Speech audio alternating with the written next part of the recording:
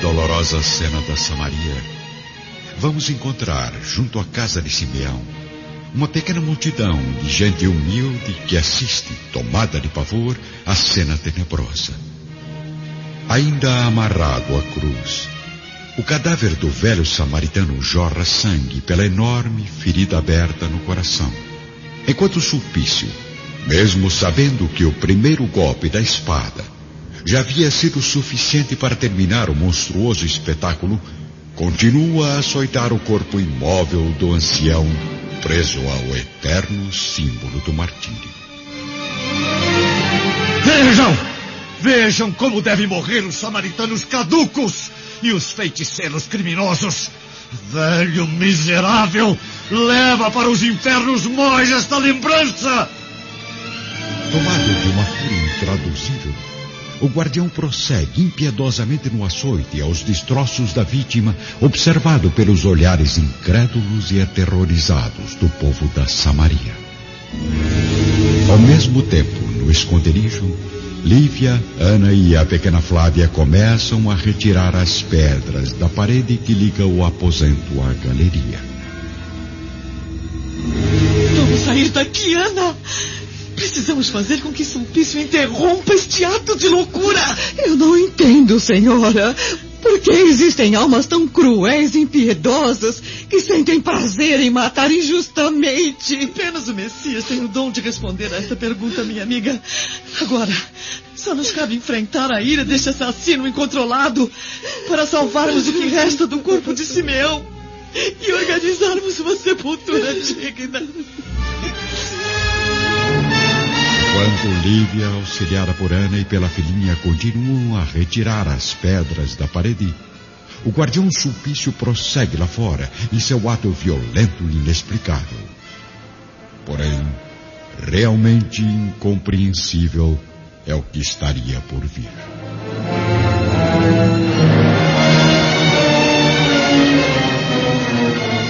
Seja lá pelo fato da cruz estar fincada a pouca profundidade do solo, seja pela punição das forças do mundo invisível, a verdade é que os movimentos contínuos e brutais do guardião, cravando a espada no cadáver inerte do samaritano, começam a abalar a base do enorme símbolo cristão, que tomba ao chão na rapidez vertiginosa de um relâmpago.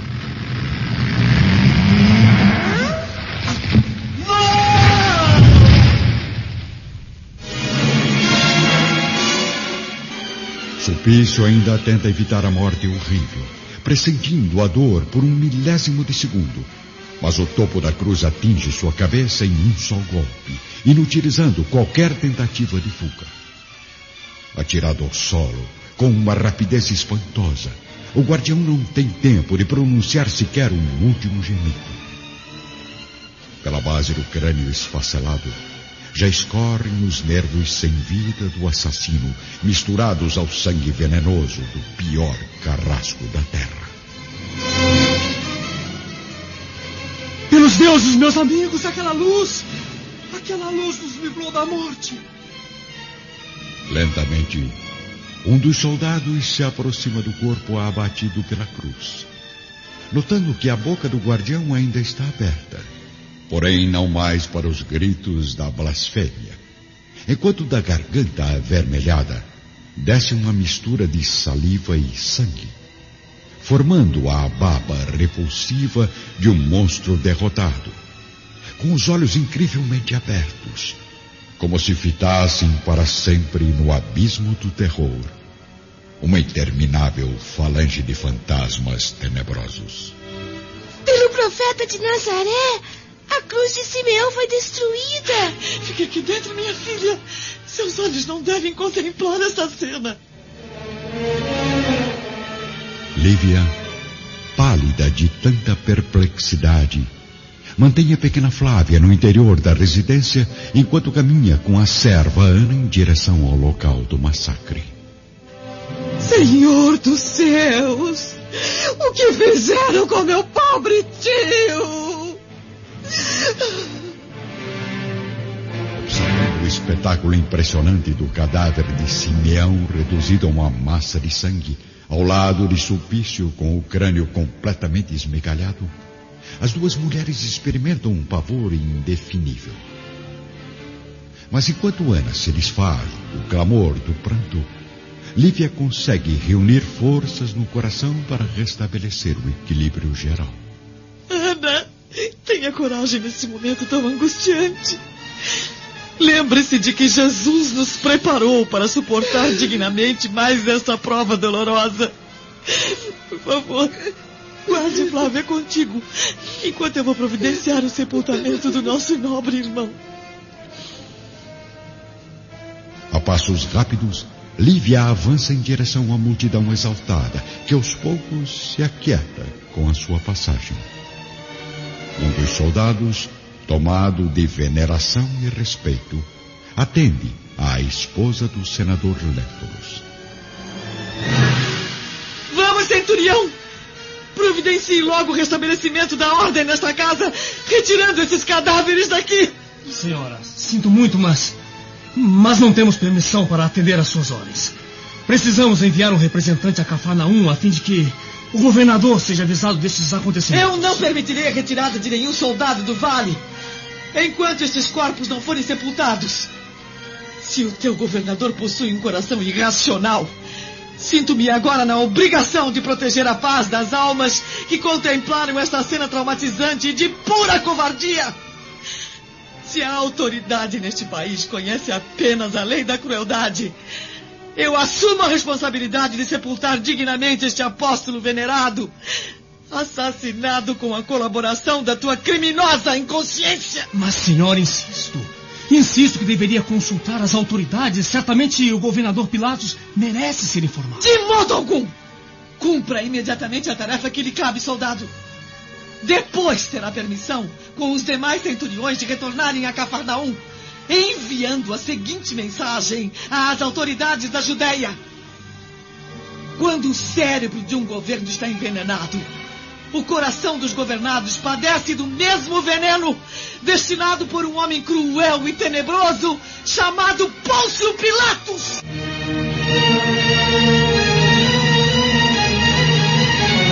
Reunidos no vale de Siquém, à frente da casa de Simeão, os soldados romanos, juntamente com Lívia e a pequena multidão de samaritanos, contemplam a chegada do anoitecer, observando a suave luz do crepúsculo iluminando a paisagem tranquila do horizonte. Vamos, soldados, retirem logo esses cadáveres daqui. Coloquem o corpo do velho Simeão sobre a mesa das orações, para que o povo traidor possa contemplar o resultado da sua omissão. Neste momento, os mesmos companheiros que haviam negado conhecer o mestre da Samaria se aproximam piedosamente do cadáver, cobrindo-o com flores campestres, beijando suas mãos frias e manchadas de sangue, arrependendo-se de tanta covardia e fraqueza. Agora, centuriões, retirem as pedras da galeria onde me abriguei contra a perversidade do seu chefe e comecem a preparar as sepulturas antes que anoiteça.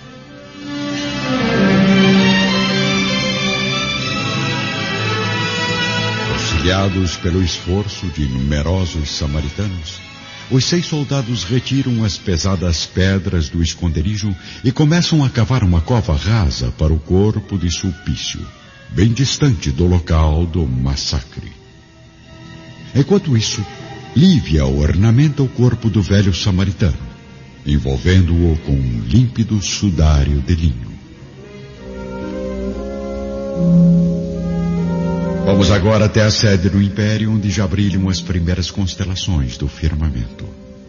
Aproveitando a escuridão no jardim do palácio da família Severus, o escravo Saul sai de seu aposento cautelosamente, transpondo o enorme pátio com agilidade e rapidez, levando oculta entre os panos da túnica a mensagem para André de Gioras. Preciso chegar logo ao porto, antes que meu amigo judeu parta na última embarcação. Mas ao saltar o muro alto da residência e cair com desequilíbrio do lado de fora, Saul é surpreendido pelo capataz de confiança de Flamínio, o mesmo que o havia comprado no comércio de almas. Onde vai com tanta pressa, escravo fujão?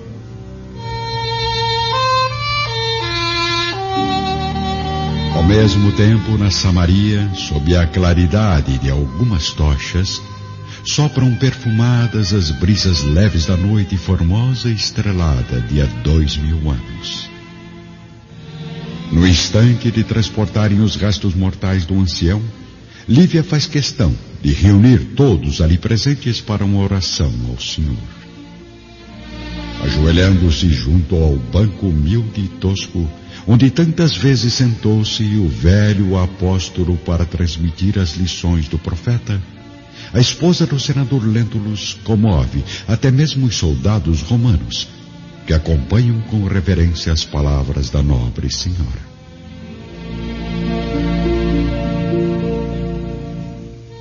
Irmãos, elevemos a Jesus o coração e o pensamento.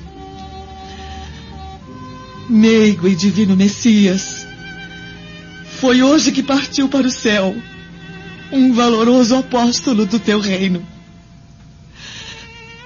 Foi na fé deste velho samaritano que encontramos a necessária fortaleza. E foi em seu coração compassivo que conseguimos buscar o consolo necessário. Recebe-o então, Senhor, no teu reino de paz e de misericórdia. Enquanto isso, à frente do palácio romano de Flamínio Severus, Saul vive momentos de pura tensão. Responda, miserável! Por acaso pensa em sua mente inferior que é capaz de fugir do meu domínio? Não, senhor capataz. Eu não estou tentando fugir. O escravo está me escondendo algo. O que leva oculto entre as vestes? Por acaso roubou algum objeto do palácio? Não se aproxime de mim, carrasco maldito! Ladrão atrevido! Vai pagar caro pelo que disse! Uma intensa luta se inicia entre Saul e o capataz, que por ser mais forte e ágil, consegue retirar da túnica do jovem o papel amassado, contendo a mensagem secreta. Que segredo é este que guarda com tanta determinação, judeu? Na paisagem harmoniosa da noite da Samaria, Lívia prossegue em sua prece, ouvida com emoção pelos samaritanos e pelos centuriões. Senhor, ampara em teus braços acolhedores o nosso bondoso irmão, nas claridades do paraíso. E que nós, exilados na saudade e na amargura, aprendamos a lição luminosa do teu valoroso apóstolo da Samaria. Endereçamos igualmente nossa súplica pelo algoz, que não hesitou em menosprezar tuas leis de fraternidade e amor, martirizando um inocente, e que foi arrebatado pela morte para ser julgado no Tribunal Supremo. Quanto a nós, que permanecemos neste mundo cercado de ameaças e provações, ajuda-nos, Senhor, para que compreendamos e pratiquemos os teus ensinos.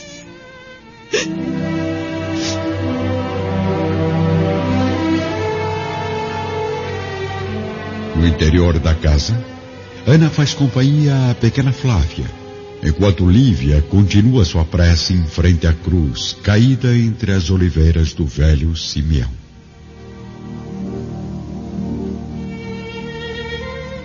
O que está vendo lá fora, Ana? Tudo parece tão silencioso. É incrível, Flavinha. Jamais imaginei que a senhora Lívia tivesse tanta força e coragem a ponto de comover os samaritanos e centuriões através de orações tão profundas. Só o papai não se comove mais com suas palavras carinhosas. Por que, Ana? Por que os dois não estão mais unidos como antigamente?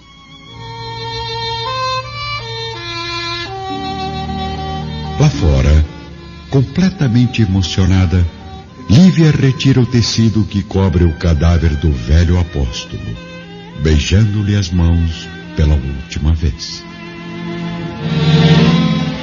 Adeus, meu mestre, meu protetor e meu amigo. Que Jesus receba teu espírito iluminado e justo no reino das luzes imortais.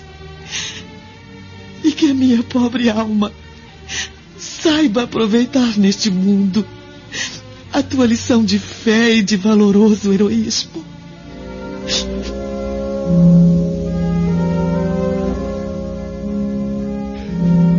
Simultaneamente, num beco deserto, próximo ao palácio da família Severus, Saul é levado energicamente pelo capataz em direção ao cárcere. Enfim, escravo. Descobrirei a quem envia esta mensagem tão bem guardada. Jamais, seu verme! Não viverá o bastante para revelar o meu segredo!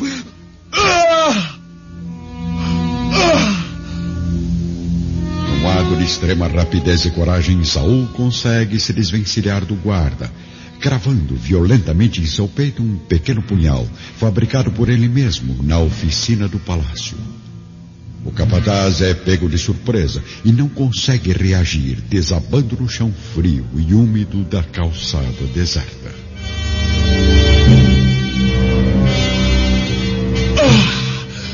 Que vergonha!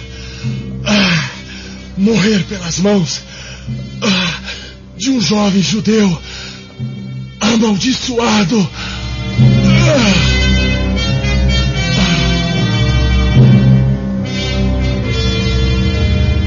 Na noite fria da capital do Império, Saul abandona o corpo do capataz assassinado e parte em disparada, levando a mensagem manchada de sangue rumo ao porto da cidade. Ao mesmo tempo, no vale de Siquém, repousado numa urna improvisada, o cadáver do velho Simeão é conduzido ao seu último jazigo. Enquanto o corpo de Sulpício desce à terra úmida, auxiliado pelos soldados romanos, o do nobre ancião irá repousar à frente do seu templo, sob a sombra fresca das oliveiras. Logo ao raiar da aurora, Lívia, Ana e a filha retiram-se definitivamente do vale, acompanhadas por um vizinho de Simeão, encaminhando-se de volta a Cafarnaum, onde vão descansar dos dolorosos golpes que suas almas sensíveis sofreram neste dia inesquecível.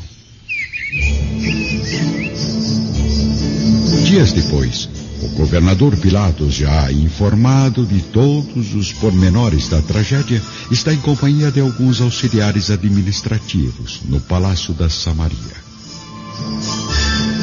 Pelos deuses, todos parecem estar contra mim. Acabo de perder meu melhor guardião naquela terra de assassinos. E agora sinto que estou sendo atacado por poderosos inimigos. Mas se o senador Lentulus e sua esposa imaginam nas mentes caluniosas que têm o poder de ameaçar minha posição no Império, estão profundamente enganados. Amigos, estamos diante de uma batalha contra a mentira e a intriga política de Públio Lentulus. Mas já sei como cortar o mal pela raiz. Ao mesmo tempo, em Cafarnaum, vamos acompanhar o regresso do senador ao lar, após meses de excursão pela Palestina, sem enviar uma só notícia à família. Lívia, angustiada e ansiosa por contar logo ao marido tudo o que aconteceu durante a sua longa ausência, aproxima-se de Públio, que começa a ouvir o relato silenciosamente. Não imagina como fico aliviada com o seu regresso, meu marido. Fatos muito tristes ocorreram nos últimos dias, durante uma viagem que precisei fazer com urgência até o Vale de Siquém. O que houve? Aconteceu alguma coisa com minha filha? Não se preocupe. Flávia está mais saudável do que nunca. Por favor, apenas ouça o que eu tenho a lhe dizer. Lívia prossegue sua narrativa. E à medida que revela ao marido os detalhes dos acontecimentos, ele sente o coração cada vez mais tomado de revolta contra o governador da Judéia. Não muito distante da residência de Públio Lentulus, o governador Pilatos está agora na sacada do Palácio da Samaria, realizando um discurso à massa de humildes que se reúnem à frente do edifício. Povo miserável e criminoso! Pagarão caro pela morte de Sulpício Tarquínios! Soldados, apresentem à corja de infelizes o primeiro samaritano que estava no Vale de Siquém no dia do massacre. Olhem bem para este ancião desequilibrado, um dos companheiros de Simeão. O que tem a dizer ao povo, velho assassino? É culpado ou inocente da morte do guardião Sulpício? Minha única culpa foi a de ter traído o nobre apóstolo do Messias, junto com dezenas de irmãos que aqui estão. Não, governador. Ninguém deve ser culpado pela morte merecida daquele carrasco das trevas. Então, também não sentirei culpa por matar um assassino confesso. Morra, miserável! Você será o primeiro de muitos!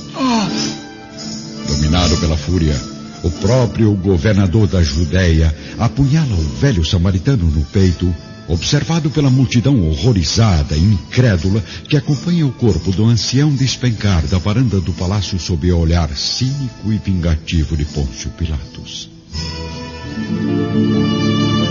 Em Jerusalém, no sítio afastado, André de Gioras está agora junto ao pequeno Marcos, um bebê sadio, bem alimentado, porém cada vez mais carente de amor e de afeto materno. André lê a última mensagem do filho e estranha a mancha vermelha no papel amassado e disforme. O que terá acontecido, pequeno Romano, para meu filho haver assinado esta carta com sangue? Enquanto isso, na sede do Império, o jovem escravo Saul é novamente interrogado por Flamínio Severus quanto ao assassinato misterioso do capataz. Saul, sei que é um servo de extrema confiança, mas alguns escravos me informaram que o viram caminhando pelo pátio do palácio momentos antes do crime. O que estava fazendo acordado àquelas horas? Em Cafarnaum, Públio Lentulus vive dias de profunda revolta devido aos atos cruéis do governador, que passa a humilhar todos os habitantes da Samaria com medidas drásticas e violentas.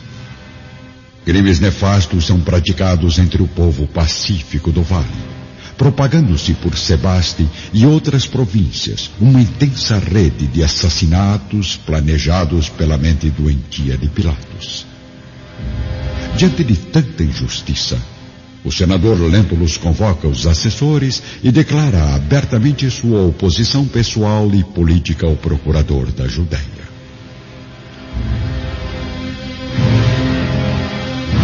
Amigos, não vacilemos um só segundo. Devemos fazer o possível para processar este malfeitor como quem persegue o mais impiedoso dos inimigos. Dispensando os companheiros, o senador permanece sozinho em seu gabinete, projetando na mente as consequências da sua decisão. Ao mesmo tempo, Lívia entra delicadamente, dirigindo-se com total reverência ao marido.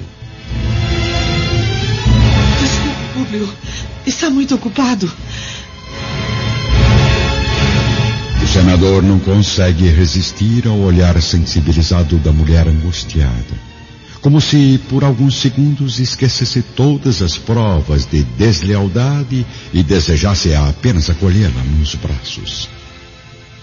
Mas Públio Lentulus é, acima de tudo, um fruto do seu tempo, da sua educação e do seu meio social.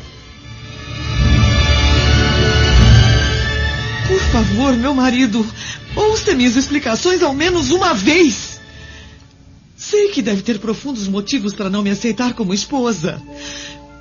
Mas conceda-me o direito de revelar tudo o que tenho guardado no coração e que, acredite, é a mais pura e singela verdade.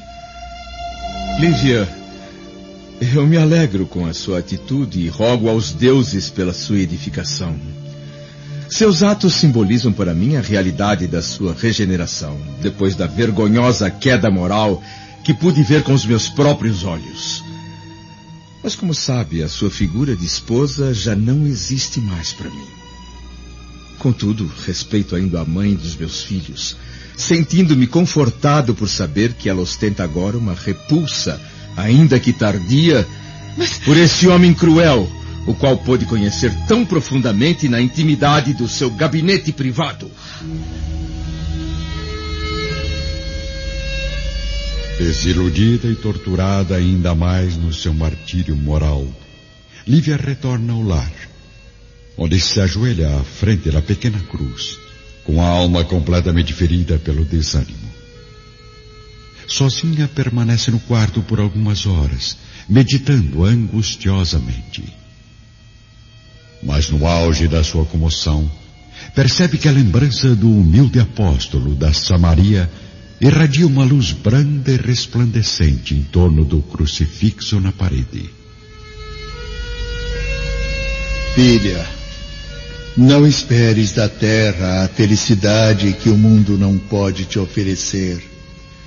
Espera, porém, o reino da misericórdia divina, porque nas moradas do Senhor há bastante luz para que floresçam as mais santificadas esperanças do teu coração maternal.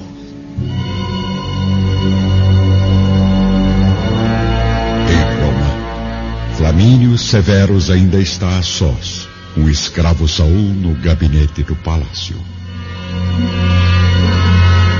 É verdade, senador Flamínio. Realmente estava fora do meu aposento na noite em que o capataz foi assassinado. Eu não conseguia dormir devido aos ruídos insistentes de passos ligeiros nos corredores da residência. Então eu resolvi descobrir quem estava rondando silenciosamente a propriedade àquelas horas tão impróprias. E por acaso viu alguma coisa, rapaz? Sim. Notei que um dos servos se dirigia rapidamente ao muro do palácio, carregando uma trouxa de roupas e se preparando para a fuga. Tentei impedir que o criminoso saltasse para fora e creio que acabei ferindo sua perna com o meu punhal. E desde quando eu lhe dei ordens para andar armado dentro de minha casa? Desculpe, senhor. Como sabe, não sou adepto à violência. Mas tratava-se de uma situação de perigo e queria apenas defender a propriedade contra algum possível ladrão. Prossiga, judeu. E então? O que aconteceu depois? Bem, infelizmente, o escravo conseguiu fugir, mesmo com uma das pernas feridas.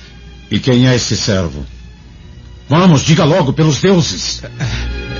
Não será difícil identificá-lo. Tenho quase certeza de que não está tão longe, pois fiz um corte profundo na carne amaldiçoada daquele assassino. Assassino? Certamente o capataz foi morto pelo escravo fujão. Por isso o aconselho, Sr. Flamínio, a organizar uma rigorosa investigação no interior do palácio.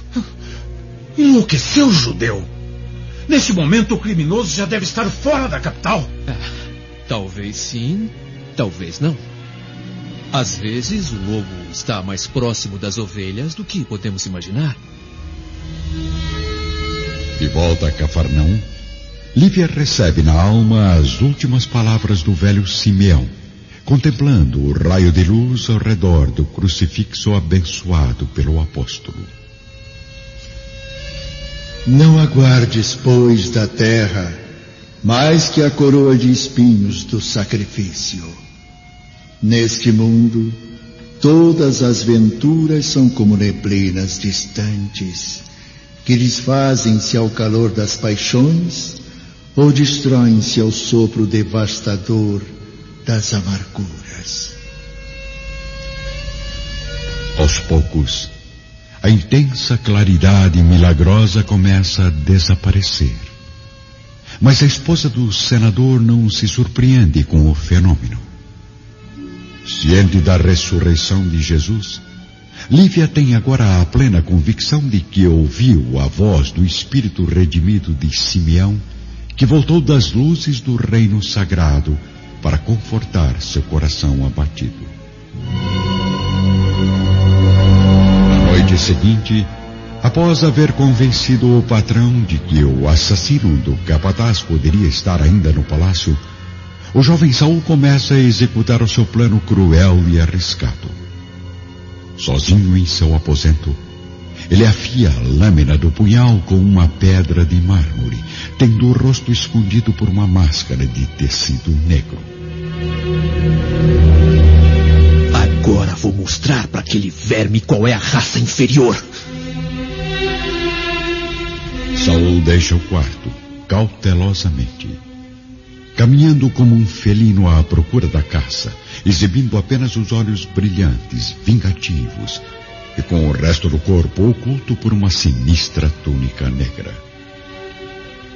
Ele se dirige ao estábulo abandonado do palácio, onde o escravo rival costuma dormir sozinho, acomodado entre o feno macio.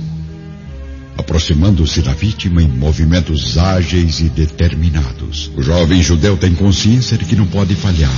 Iluminando a face do servo com uma vela, certifica-se de que é o mesmo que o insultou na sua chegada a Roma, defendendo a soberania de Públio Lentulus e menosprezando a raça judaica.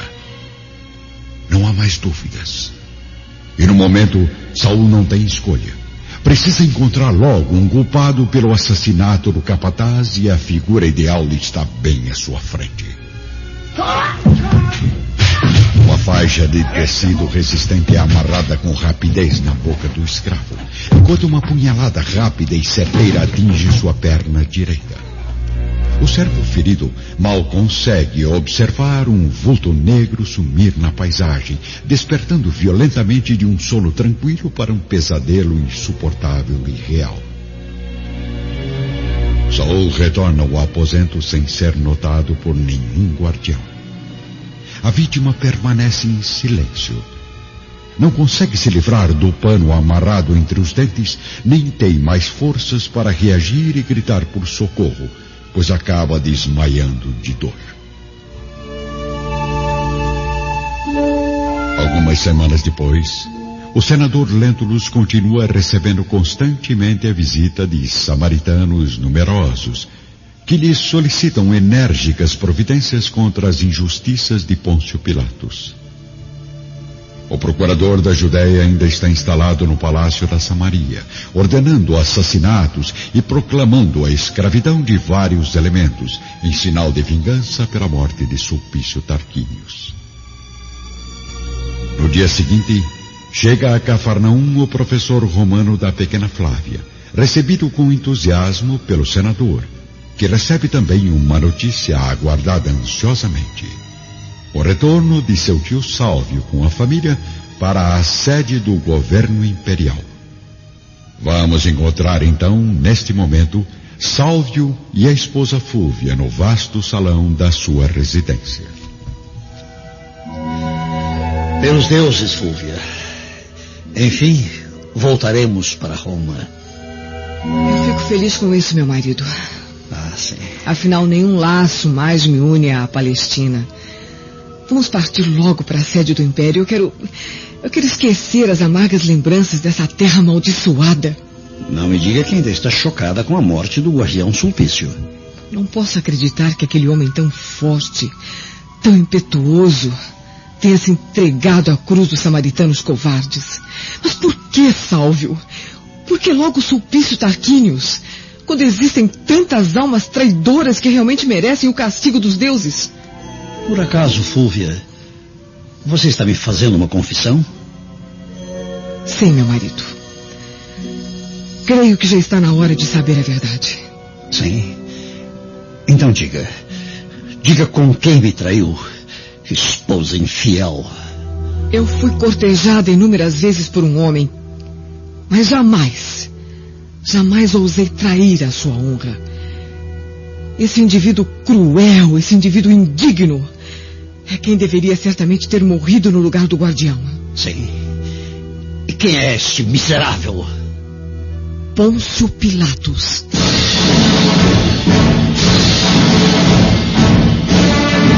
Dias depois, Públio Lentulus, auxiliado pelo tio Sálvio, envia a Roma um volumoso processo relacionando todas as crueldades praticadas por Pilatos contra os samaritanos, além de provas concretas de corrupção e incompetência administrativa.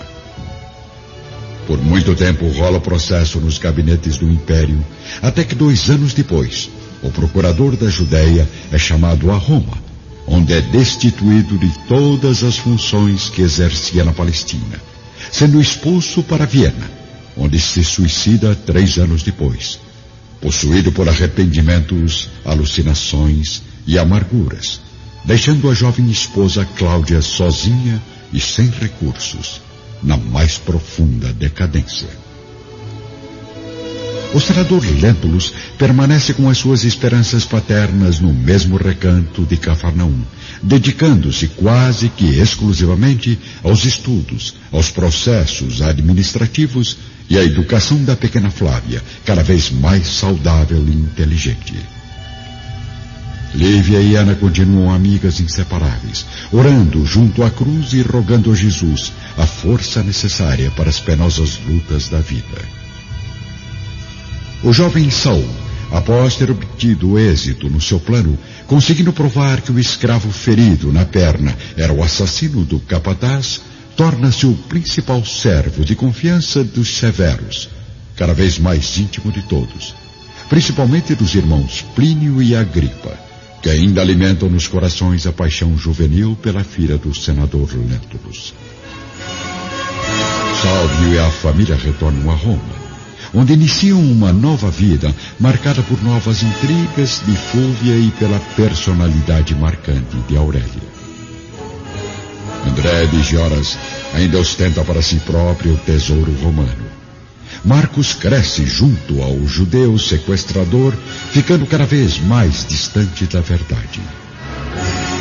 Enquanto a família Lentulus espera que o destino lhe traga novamente o sorriso encantador do filho desaparecido, deixemos passar mais de 10 anos sobre a dolorosa tranquilidade da vila de Cafarnaum. Mais de uma década que passa lentamente, através de dias tristes, noites silenciosas e futuros incertos.